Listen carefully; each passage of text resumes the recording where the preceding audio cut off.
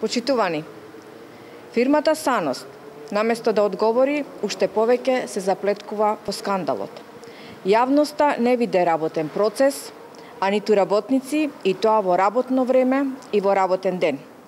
Тие не кажа како е можно фирма со тројца вработени, бројка која во јавноста се објави дека работат во Санос, да се произведат 5, па уште и да најават извоз на 70 други автобуси. Овде се работи за измама која може да се запише во Гинисовата книга на рекорди.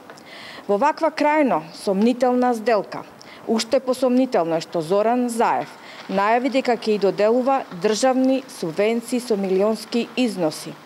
Граѓаните со право се прашуваат како се трошат нивните пари и дали се прават малверзации од кои ќе се одлеват пари на приватни сметки.